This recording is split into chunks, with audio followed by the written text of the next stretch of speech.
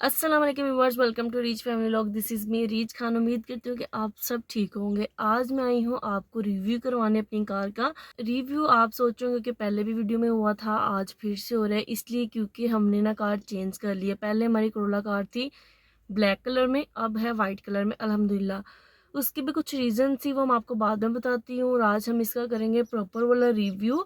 और मैं आज आप इसके सारे आपको आज इसके सारे के सारे फीचर्स बताती हूँ, कहाँ से क्या होता है इस गाड़ी में, क्या पहले होता है, क्या आफ्टर आफ्टर मार्केट होता है। अगर आपके पास करोला एक्सेल आई है तो आप उसको जीएलआई में कैसे कन्वर्ट कर सकते हो और उसकी कितनी लागत आती है। ये बहुत आसान काम है। अगर आप डायरेक्ट आप अगर जीएलआई गाड़ी लेते हो तो वो बहुत ज़्यादा महंगी पड़ती है, लेकिन अगर आप एक्सएलआई लेते हो तो उसे आप जीएलआई में कन्वर्ट करवाते हो तो वो बहुत ज़्यादा ईजी रहता है।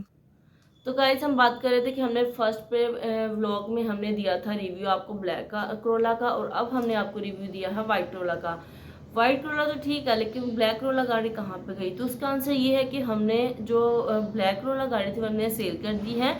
क्योंकि जब हमने उस गाड़ी को परचेज किया था तो वहाँ पे हमने एक मिस्टेक कर दी थी। हमने वहाँ पे से मैकेनिकली तौर पर चेक नहीं करवाया था। तो जब हमने उसे ड्राइव किया, कुछ दिन उसे चलाया, तो उसकी हमें समझ ये लगी कि उसका जो इंजन है ना वो अच्छा नहीं है। क्योंकि जब हम एसी ऑन करते थे तो वो ट्रिप करता था और गाड़ी जो है वो कभी बंद भी हो जाती थी चलते हुए। तो उसका ये प्रॉब्लम था, सो हमने वो सेल कर दी गाड़ी, तो हमने ये ले ली। इससे वाइट कलर लेने का क्या फ़ायदा हुआ कि फर्स्ट पे तो हमें लेने के बाद जब हमने इसे ड्राइव किया, यूज़ किया गाड़ी को, तो हमें ब्लैक कलर में करोला अच्छी नहीं लगी। हमारा दिल था कि हमारी गाड़ी वाइट हो। फर्स्ट रीज़न ये भी हमें फ़ायदा हुआ। और सेकंड पे ये हुआ हमें फ़ायदा हुआ कि जो हमारी गाड़ी थी वो 2 साल अपडेट होगी। मीन्स दैट वो 2007 मॉडल था और ये अल्हम्दुलिल्लाह 2009 मॉडल है। तो ये रीज़न थी कि हमने पहले ब्लैक रोला का आपको रिव्यू करवाया और अब हमने वाइट रोला का करवाया। लेकिन अब वाइट रोला का जो रिव्यू वो मैंने आपको थोड़ी लेट करवाया है, 15-20 दिन ठहर कर, क्योंकि मैंने सोचा कि पहले भी रिव्यू हो गया था तो तब मैं हमने एक आध दिन गाड़ी चलाई थी तो इतना पता नहीं चल पाता कि गाड़ी का क्या है और क्या नहीं। 1-2 दिन तो सब कुछ ठीक लगता है, लेकिन अब ये गाड़ी मैंने काफ़ी दिन यूज़ करने के बाद आज आपको रिव्यू करवाया है कि इसकी हर चीज़ अल्हम्दुलिल्लाह ठीक है। Each and everything is okay. बिस्मिल्लाहिर्रहमानिर्रहीम। तो सबसे पहले हम स्टार्ट करेंगे ड्राइविंग सीट से। तो ये मैं बैठी हुई हूँ ड्राइविंग सीट पे। ड्राइविंग सीट पे बैठ के सबसे पहले आपके पास होता है स्टीयरिंग। स्टीयरिंग पे लोगो लगा हुआ है टोयोटा का। और अगर साइड पे बात की जाए तो ये है एसी। एसी की फिनट्स हैं ये। इससे होता है कि जो ड्राइविंग सीट पे जो ड्राइवर है, ड्राइविंग कर रहा है, उसे एसी की जो थ्रो है वो इजीली अच्छी और अच्छी कूलिंग के साथ उसे मज़ा आता है यहाँ पे बैठने का। और इसी के साथ यहाँ पे आपको किलोमीटर माइल्स का पता चलता है कि आपने कितना सफ़र कर लिया है, और इसी के साथ है कि आप कितनी स्पीड पे जा रहे हो। और ये जो आपको साइड पे नज़र आ रहा है, इससे ये होता है कि आपको पता चल जाता है कि गाड़ी में आपकी कितनी हीट है और किस टेम्परेचर पे आप गाड़ी में बैठे हुए हो। और इसी के साथ साइड पे अगर इधर से देखें तो आपको यहाँ पे ये जो फ्यूल गेज है ये है वो, इससे आपको पता चलता है कि आपकी गाड़ी में कितना फ्यूल है। और अगर आप कितना सफ़र कर रहे हो तो आपको और मज़ीद कितने फ्यूल की ज़रूरत है, आप यहाँ से चेक करते हो। और इसी के साथ फिर से आपको यहाँ पे मिल जाता है एसी के ये फिनट्स हैं। और इसी के साथ ये नीचे है जी एलईडी स्क्रीन। इससे ये होता है कि ये पहले हमारी चूँकि जो गाड़ी है ये करोला एक्सेल आई है, तो ये आफ्टर मार्केट है। इससे ये होता है कि आपकी जो जीएलआई गाड़ी होती है वो इसमें पहले ही होता है। तो अगर आप जीएलआई लेते हो तो वो बहुत ज़्यादा महंगी पड़ती है, आप बहुत कॉस्टली उसे परचेज़ करते हो। इससे ये होता है कि आप इजीली ये बहुत सस्ती चीज़ें हो जाती हैं जो आप आफ्टर मार्केट के बाद डलवाने के बाद आप इजीली इस गाड़ी को चला सकते हो और इंजॉय कर सकते हो। और इसकी जो प्राइस है वो भी बहुत ज़्यादा कम होती है। इसके नीचे ये हैं जी एसी के बटन्स हैं आपके, और ये है कि आपने एसी की थ्रो कितनी रखनी है, इसे तेज़ करना है, कम करना है। और इसके बाद ये नीचे आपको थोड़ी सी स्पेस मिल जाती है और यहाँ पे हमने ये लगाया हुआ है। इससे ये होता है कि आप फ़ोन चार्ज कर सकते हो। यहाँ पे एक डाटा केबल लगती है और ये थोड़ी सी स्पेस है जो आपको किसी भी चीज़ के लिए मिल जाती है, जैसा कि मैंने यहाँ पे पैसे रखे हुए हैं। आज यहाँ पे आपको गियर मिल जाता है। इससे ये होता है कि आपने कितनी स्पीड में जाना है, किस स्पीड से आप जा रहे हो, तेज़ चला रहे हो, कम चला रहे हो, यहाँ से आपने गियर चेंज करने होते हैं। अगर आप गाड़ी पीछे कर रहे हो, रिवर्स कर रहे हो, तो आप यहाँ से कर सकते हो। अब गाड़ी बंद है तो ये न्यूट्रल पे है, ये हिल नहीं रहा, ठीक है। तो ये है इसका मतलब ये है कि हमारी गाड़ी ड्राइव पे नहीं है। और इसके बाद जी ये हैंड ब्रेक आ जाती है। अगर आप यहाँ से इसे प्रेस करके नीचे करोगे तो इट मीन्स दैट कि आप ड्राइविंग मोड पे हो। अगर आप इसे इस बटन को प्रेस करके इसे ऊपर कर देते हो तो मीन्स दैट आप न्यूट्रल पे हो, आपकी गाड़ी यहाँ पे बिल्कुल स्मूथ खड़ी है। और इसी के साथ अगर बात की जाए लेग स्पेस की, तो यहाँ पे लेग स्पेस जो है वो अच्छा खासा है। यहाँ पे मैं बैठी हुई हूँ और मेरी जो सीट है वो बहुत ज़्यादा पीछे नहीं है, मैं बहुत ज़्यादा आगे भी नहीं हुई हूँ। जो इसकी जो ठीक वाली पोजीशन होती है वहाँ पे इसकी सीट है। तो बैठने के बाद भी आपकी इतनी लेग स्पेस जो है वो बाकी है। और नीचे जो है वो क्लच है, रेस है और ब्रेक है। तो इसी के साथ अगर देखा जाए तो साइड मिरर है, इसमें आप ड्राइविंग करते हुए पीछे देख सकते हो।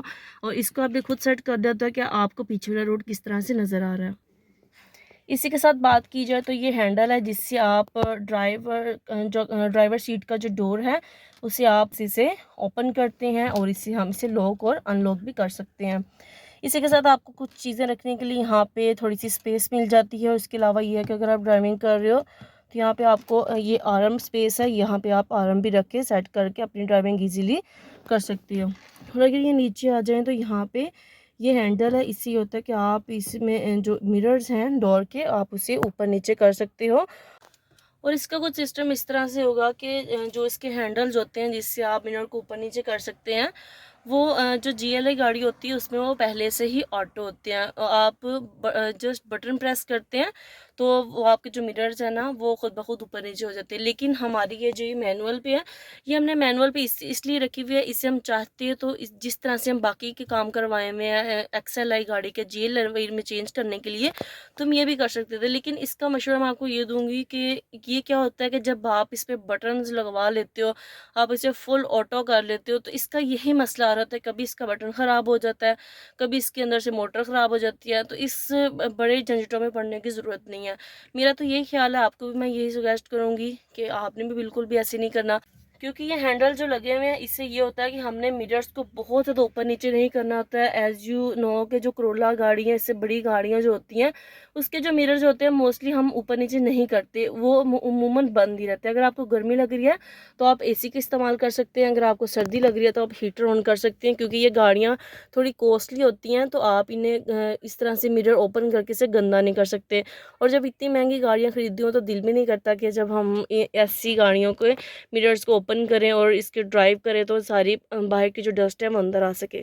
तो अल्हम्दुलिल्लाह जी, यहाँ से ये कि अंदर का रिव्यू हो चुके हैं। अब चलते हैं बाहर और इसके बाद लास्ट में करेंगे ड्राइविंग।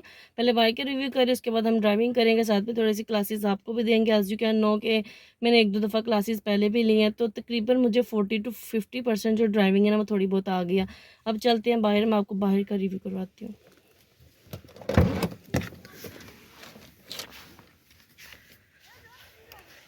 ये फ्रंट से बात की जाए तो ये फर्स्ट पे इसका टोयोटा का साइन है और इसके अलावा ये साइड मिरर है जो कि बिल्कुल आई शेप में है और साथ में ये नीचे फॉग लाइट्स हैं। इससे ये होता है कि ये आफ्टर मार्केट होती हैं। अगर आप GLI गाड़ी ले लियो तो पहले ही होती है, अगर XLI ले रहे हो तो ये अमूमन बाद में ही लगवाई जाती हैं। और इसी के साथ यहाँ पे अगर टायर देखें तो टायर यहाँ पे इसकी योकोहामा के हैं और इसकी जो विड्थ है ये बहुत ज़्यादा होती है और ये बहुत स्मूथली चलते हैं। उसके बाद WTI साइन यहाँ पे इन्होंने लिखा हुआ है और इसके साथ यहाँ पे ये साइड मिरर और इसकी लाइट है और ये ड्राइविंग सीट के जो है ये डोर है। जो पहले 2009 मॉडल में गाड़ियाँ आती थी उसकी जो की थी वो बहुत ज़्यादा सिंपल थी, लेकिन अब ये है इससे भी ज़्यादा सिंपल हुआ करती थी। क्योंकि ये तकरीबन गाड़ी को इस्तेमाल होते 13 से 14 साल जो है वो गुजर चुके हैं। उसके बाद भी इसकी कंडीशन जो है वो बहुत ज़्यादा अच्छी, क्योंकि करोला ने 2009 मॉडल गाड़ियाँ जो है वो बहुत ज़्यादा मजबूत बनाई थी। जो अब नई गाड़ी हैं वो देखने में तो बहुत ज़्यादा खूबसूरत है, लेकिन इसका मुकाबला नहीं वो गाड़ियाँ करती, क्योंकि बहुत ज़्यादा मजबूत गाड़ियों में शामिल की जाती हैं। तो ये आफ्टर मार्केट इसके सारे रिमोट सिस्टम बनाए जाते हैं कि इससे ये होता है कि गाड़ी लॉक और अनलॉक हो जाती है। यहाँ पे मीन्स दैट यहाँ पे गाड़ी लॉक है तो मैं ऐसे यहाँ से अनलॉक कर सकती हूँ।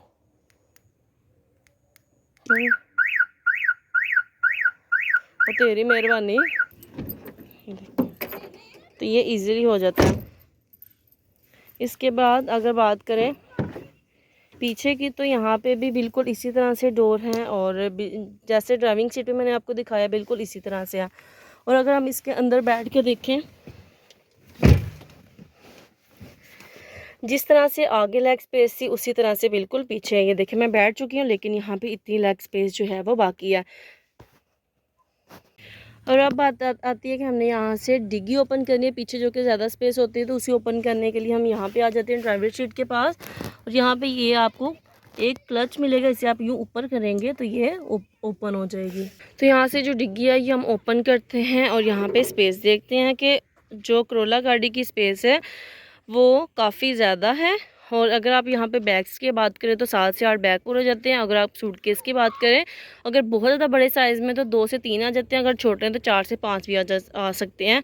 और ये है जी हमारी गाड़ी का कवर, ये वैसे ही पीछे रखा जाता है क्योंकि स्पेस काफ़ी ज़्यादा है। और इसके बाद हम इसे लॉक कर देते हैं, जब हम इसे बंद करेंगे तो वो खुद ब खुद लॉक हो जाएगी। तो गाइस इन फीचर्स के अलावा दूसरे फीचर्स की बात की जाए तो वो भी बहुत ही परफेक्ट हैं। जैसे कि ड्राइविंग सीट पर बैठ के आप अपनी सीट को आगे और पीछे भी कर सकते हो, इवन कि आप इसे ले मोड में भी लेके जा सकते हो कि आप इसे अच्छे से लेट सको। तो ये फीचर्स है और इसके अलावा और भी काफ़ी सारे हैं जो मैंने आपको नहीं बताए। और इसके अलावा ये भी है कि मैं जो आपको स्पेशली बताना भूल के मेरे माइंड से ये बात निकल गई कि जो हमने टोयोटा करोला कार ली है वो क्यों ली है, क्योंकि जो इसकी हाइट है ग्राउंड फ्लोर से ये थोड़ी हाइट पे है। लेकिन अगर बात की जाए होंडा सिविक की तो वो बहुत ज़्यादा ग्राउंड से करीब होती है। जब भी नीचे कोई ईंट या कुछ भी आ जाए तो वो गाड़ी मस्ट उसी ईंट के साथ टकरा कर वहाँ से गुजरती है। ये रीज़न थी कि हमने होंडा सिविक क्यों नहीं ली और हमने टोयोटा करोला क्यों लिया। काफ़ी सारे लोग हमें क्वेश्चन कर रहे थे, काफ़ी सारे फ्रेंड्स थे कि आपने होंडा सिविक क्यों नहीं ली, वो ज़्यादा अच्छी लगती है। तो ये मेन रीज़न थी कि हमें इसलिए होंडा सिविक जो गाड़ी है हम उसे ज़्यादा पसंद नहीं करते। देखने में भले वो ज़्यादा खूबसूरत लगती है, लेकिन ये बात है कि टोयोटा करोला ही हम इसे क्यों चूज़ करते हैं, ये हमें क्यों अच्छी लगती है, क्योंकि ये ज़मीन से थोड़ी सी हाइट पे है उसकी निस्बत। बिस्मिल्लाहिर्रहमानिर्रहीम। तो यहाँ पे हम कर रहे हैं जी गाड़ी की ड्राइविंग स्टार्ट। सबसे पहले हमने गाड़ी को ऑन करना होता है, उसके बाद आपने क्लच को प्रेस करके गियर लगाना होता है फर्स्ट वाला, और उसके बाद हैंड ब्रेक को नीचे करना होता है। उसके बाद आपने क्या करना होता है कि जो राइट वाला पाँव है वो आपने रखना है रेस पे, और जो बायां आपका पाँव है वो आपने रखना है क्लच पे। तो आपने जैसे जैसे क्लच को छोड़ते जाना है वैसे वैसे आपने ब्रेक को हल्का सा प्रेस करना है, तो आराम आराम से जो आपकी गाड़ी है वो चलना स्टार्ट हो जाएगी। तो बिगनिंग में यही होता है कि आपने यही चीज़ पहले सीखनी होती है। तो ये है आसान सा ट्यूटोरियल, आसान सा तरीका बिगनर्स के लिए जो ड्राइविंग करना स्टार्ट करते हैं। और उसके बाद आपको एक दो चीज़ें और हैं जिनका आपको ख्याल रखना पड़ता है। तो आहिस्ता आहिस्ता जब मैं साथ साथ ड्राइविंग करूँगी मैं वैसे ही साथ साथ आपको सिखाती रहूँगी कि ताकि आपको भी ड्राइविंग का कुछ थोड़ा बहुत पता चल सके। तो ये आज का छोटा सा लेसन है आपके लिए, और नेक्स्ट इंशाल्लाह साथ साथ मैं आपको सारी की सारी ड्राइविंग सिखाऊंगी। तो गाइज ये था आज का हमारा छोटा सा प्यारा सा रिव्यू हमारी कार का। तो don't forget to like share and subscribe and press the bell icon. अल्लाह ताला आप सबको अपने जुबान में रखे, हमें अपनी दुआ में याद रखिएगा। और इसके अलावा अगर आपको ये रिव्यू अच्छा लगा हो तो मुझे कमेंट सेक्शन में ज़रूर बताइएगा। इसके अलावा जो फीचर मैं बताना भूल गई हूँ तो मुझे आप कमेंट सेक्शन में पूछ सकते हैं। Thanks for watching. अल्लाह हाफिज़।